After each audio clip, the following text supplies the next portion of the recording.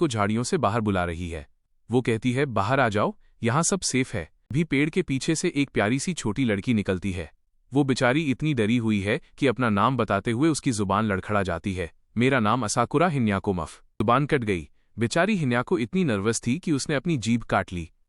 उसकी बड़ी बहन मीको बताती है कि ये उसकी छोटी बहन है और अभी स्कूल के फर्स्ट ईयर में है। ग्रुप की बाकी लड़कियां हिन्याको को देखकर फिदा हो जाती हैं। वो कहती हैं, ओह, ये तो कितनी क्यूट है, बिल्कुल छोटी मीको जैसी। पर कुछ लोग उसकी कम हाइट देखकर उसे प्राइमरी स्कूल की बच्ची समझ बैठते हैं, जिससे मीको थोड़ी चिढ़ जाती है। सोच रहा है कि इस आइलैंड पर उनके जैसे और कितने इंसान ट्रांसपोर्ट हुए हैं। क्या ये कोई रहस्यमयी जाल है? ये हीरो से पूछती है, क्या तुम हमें अपने ग्रुप में शामिल करोगे? वो दोनों अकेले इस खतरनाक आइलैंड पर सर्वाइव नहीं कर सकती। हीरो एक अच्छी मुस्कान के साथ कहता है, बिल्कुल, वैसे भी हमें और लोगों की जरूरत है। तुम दोनों की मदद हमारे काम आएगी। वो और हिन्याको अपनी बैग्स खोलती हैं। हीरो को लगा होगा कि शायद कोई खाना या हथियार होगा, लेकिन अंदर तो सिलाई बुनाई का सामान भरा पड़ा है। टशन में अपनी कैंची और सुई निकालती है और कहती है, हम हैंडीक्राफ्ट क्लब से हैं और हम अपने साथ अपने सारे टूल्स लेकर आए हैं। कुछ औजार लेकर खड़ी होती है। दूसरी लड़की हैरानी से पूछती है, क्या ये बुनाई वीविंग के औजार हैं? पता चलता है कि ये लड़कियां स्कूल के क्लब रूम में इस पर रिसर्च कर रही थीं। लड़की बड़े गर्व से बताती है कि भले ही वो अभी सीख ही रहे हैं, पर उन्होंने बेसिक्स में महारत हासिल कर ली है, यानी वो अब कपड़े बनाने के लिए तैयार हैं। तभी बीच में हीरो लड़का एंट्री मारता है और कहता है, तुम लोग तो साधारण कपड़े, सिंपल क्लोथ्स भी बना सकती हो। ये सुनकर बाकी लड़कियां ऐसे शौक में आती हैं जैसे उन्होंने सिंपल शब्द पहली बार सुना हो। लड़का समझाता है कि जापान के यायोई पीरियड में ऐसे कपड़े आम थे, बस एक कपड़े का टुकड़ा जिसमें दोनों तरफ छेद हों। वो इसे बच्चों का खेल बताता है। बेचारी लड़कियां सोच रही हैं, ये इतना आसान भी नहीं है भाई। जैसे ही बाकी लड़कियों को पता चलता है कि ये टीम कपड़े बना सकती है, वो अपनी फरमाइशें लेकर आ जाती हैं। क्या तुम कपड़े बना सकती हो? हमारे लिए फ्यूटन बिस्तर भी बना दो। लड़कियां कहती हैं कि वो खुश हैं कि आखिरकार वो इन बहनों से नॉर्मल तरीके से बात कर पा रही हैं। बड़ी बहन थोड़ी शर्मीली है, लेकिन वो कहती है कि उसकी छोटी बहन उससे भी ज्यादा शर्मीली है, इसलिए उसे अपनी बहन के लिए हिम्मत दिखानी होगी। लड़की का ध्यान कहीं और जाता है और वो चिल्लाती है, एक मिनट रुको। माहौल अचानक गंभीर हो जाता है। वो लड़की एक पहाड़ की तरफ इशारा करती है जहां से धुआं निकल रहा है। वो पूछती है, तुम लोग कल से यहां हो, क्या तुमने पिछले 1.5 दिन से किसी को नहीं देखा? सुमेरागी कुन और उसकी गैंग को भी नहीं? लड़की हैरान होकर कहती है कि नॉर्मली किसी को भी अगर मदद चाहिए होती तो वो सबसे पहले उस सिग्नल फायर धुएं के संकेत की तरफ भागता। तो फिर ये लोग यहाँ अलग थलग क्या कर रहे हैं? से कहती है कि वो और उसके साथी सुबह से ही उस पर नजर रख रहे थे। लड़का हैरानी से पूछता है, कल के बारे में क्या? उसे शक है कि ये लोग सिर्फ आज से नहीं बल्कि कल से ही कुछ कर रहे हैं। लड़की बताती है कि जब उनकी आंख खुली तो वे उस गुफा के अंदर थे। वो लोग वहां कुछ समय तक रुके रहे। उन्हें आसमान में कहीं से धुआं स्मोक उठता हुआ दिखा। वे उस धुएं की तरफ बढ़ने लगे क्योंकि उन्हें लगा कि वहां कोई और इंसान या मदद मिल सकती है। रास्ते में उनकी मुलाकात कुछ और लोगों से हुई जो उसी धुएं की तलाश में थे। आखिरकार कल रात उन्होंने उन अजनबियों के साथ ही वक्त बिताया। जब लड़का उनसे पूछता है कि क्या तुम लोग भाग गए थे, तब लड़की थोड़ी उदास और गंभीर होकर कहती है, ठीक है, मैं तुम्हें सब कुछ सच सच बताऊंगी। शिफ्ट होता है एक बड़े कैंप की तरफ जहां एक बहुत बड़ी आग बॉनफायर जल रही है। वहां कई लड़के लकड़ियां ढो रहे हैं और सब पर नजर रख रहा है। लीडर सुनहरे बालों वाला लड़का सबको कमांड देता है कि ध्यान रहे, ये आग बुझनी नहीं चाहिए। माहौल से लग रहा है कि सर्वाइवल के लिए आग बहुत जरूरी है। लड़कियां चादर ओढ़े बैठी हैं। वे काफी डरी हुई और सहमी हुई लग रही हैं, मानो उन्हें अपनी सुरक्षा का डर हो। वह लड़का उनके पास आता है। उसके हाथ में 2 भुने हुए मांस के टुकड़े, मीट स्क्यूअर्स हैं। वो उनसे पूछता है, तुमने अभी तक कुछ नहीं खाया है ना? वो लड़की से पूछता है, तुमने अभी तक कुछ नहीं खाया है ना? कर उससे वो खाना ले लेती है और धीमे से शुक्रिया कहती है। वो कहता है, खाने पीने की चिंता मत करो, सब ठीक हो जाएगा। वो उन्हें भरोसा दिलाता है कि रेस्क्यू टीम बचाव दल जल्द ही आने वाली है। लड़कियां उसकी बातों में आकर राहत की सांस लेती हैं। जैसे ही लड़कियां उस पर भरोसा करने लगती हैं, लड़के का असली चेहरा सामने आता है। उसका व्यवहार अचानक दोस्ताना से डरावना और क्रीपर जैसा हो जाता है। पास जाकर कहता है, चलो एक दूसरे को बेहतर तरीके से जानते हैं, लेकिन उसके इरादे नेक नहीं हैं। लड़का अपनी असली मांग रखता है।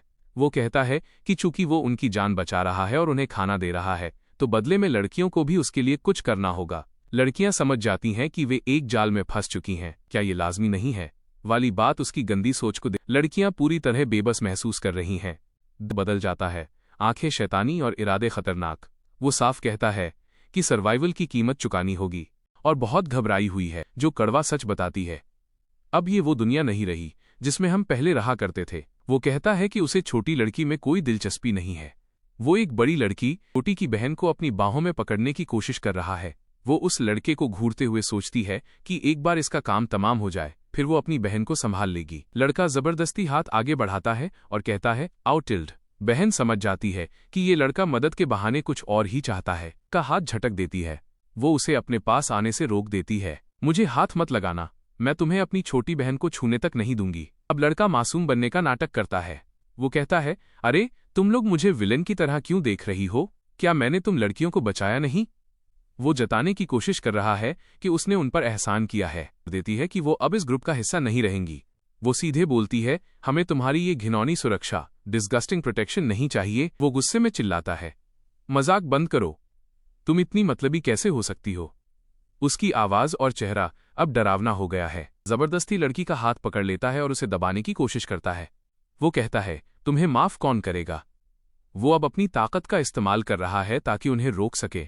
एक लड़का जिसे सब अनिकी या लीडर मान रहे हैं, वो काफी सख्त लहजे में कहता है, नियम मत तोड़ो, तुम दोनों किस बात पर झगड़ रहे? अनिकी का साथी ताना मारते हुए कहता है कि ये लड़कियां इसलिए लड़ रही हैं क्योंकि इनमें से यहां से भागना चाहती है।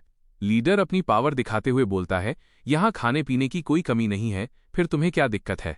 हम जल्द ही रेस्क्यू कर लिए जाएंगे। वो सीधा लीडर की आंखों में देखकर पूछती है, क्या आपको सच में लगता है कि यहां सब अपनी मर्जी से रुके हैं?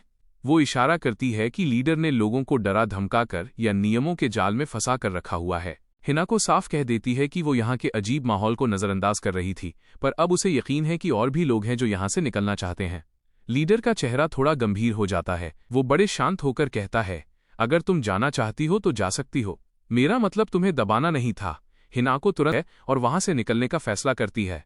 जैसे ही लड़कियां जाती हैं, लाल बालों वाला लड़का भड़क जाता है।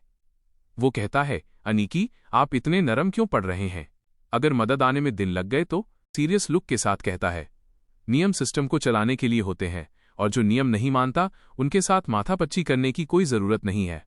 वो मुस्कुराते हुए कहता है कि ऐसी जगह पर नियमों रूल्स की क्या बात करना जहां न पैसा काम आता है और न ही पॉलिटिकल पावर। दूसरी तरफ एक शांत माहौल में आग के पास बैठा है और राहत महसूस कर रही हैं कि वे सही समय पर वहां से निकल आईं, वरना वे फंस सकती थीं। क्या होती है कि हालात कितने खराब हो सकते थे।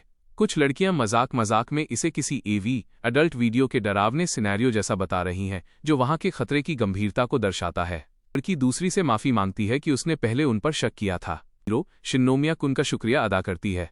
वो खुश है कि उसने उन्हें अपने ग्रुप में शामिल होने दिया। शिनोमिया थोड़ा शर्माता है और कहता है कि असल में उन लड़कियों ने ही उनकी मदद की है।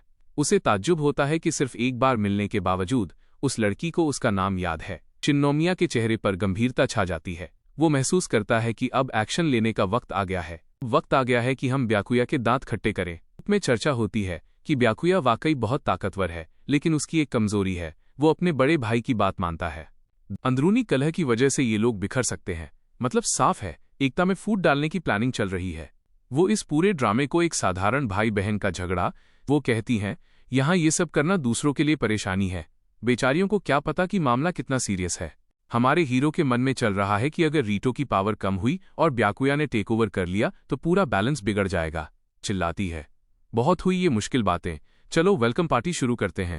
लड़कियां हीरो से कहती हैं कि उसने कल से कुछ नहीं खाया है, इसलिए पेट भर के मशरूम खाओ। फ्लेवर के दो ही ऑप्शन हैं, सॉल्ट या करी।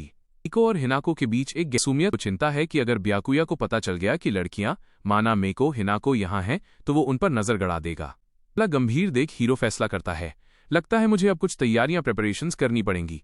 तीसरे दिन पर समंदर का किनारा है, धूप खिली है और हीरो अपनी ट्रेनिंग या काम में बिजी है। तभी माना उसे आवाज देती है।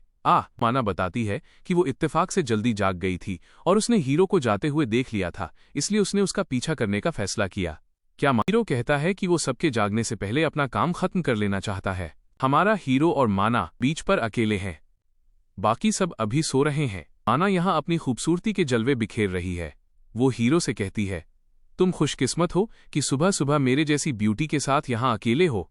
हीरो बिना किसी हिचकिचाहट के मुस्कुराते हुए कहता है, हाँ तुम वाकई बहुत खूबसूरत हो माना। कि इतनी डायरेक्ट तारीफ सुनकर माना एकदम ब्लश करने लगती है और उसका चेहरा टमाटर जैसा लाल हो जाता है। से घबराहट छुपाने के लिए माना फौरन टॉपिक बदलती है और कहती है, अच्छा बताओ, मैं तुम्हारी क्या मदद कर सकती हूँ। साक मजाक में माना हीरो को चेतावनी देती है, देखो अजीब या गंदी हरकत मत करना, समझे। से ही माना ये बोलती है, हीरो अचानक अपनी शर्ट उतार देता है। माना की तो आंखें फटी की फटी रह जाती हैं। तुम कपड़े क्यों उतार रहे हो।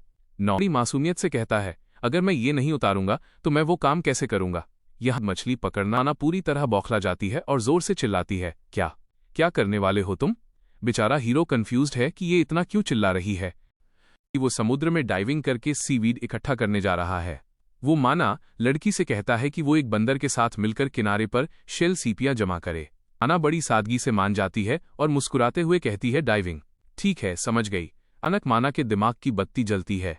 उसे एहसास होता है कि लड़का डाइविंग के लिए अपने कपड़े उतार चुका है। उसका चेहरा शर्म से लाल टमाटर हो जाता है।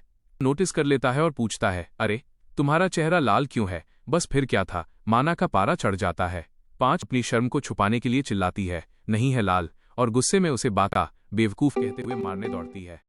भागते माना गिरने के बाद दोनों एक दूसरे की आंखों में देखते हैं। दोनों रेत पर लेटे हुए हैं और एक दूसरे के काफी करीब हैं। ऐसा भी लड़का अपनी महान बुद्धि चलाता है और कहता है, माना तुम बहुत भारी हो, मैं हिल नहीं पा रहा, क्या तुम हट सकती हो। 10 माना फिर से भड़क जाती है। वो उसे डमी डमी बेवकूफ कहते हुए पीटने लगती है और लड़का चिल्लाता रह जाता है।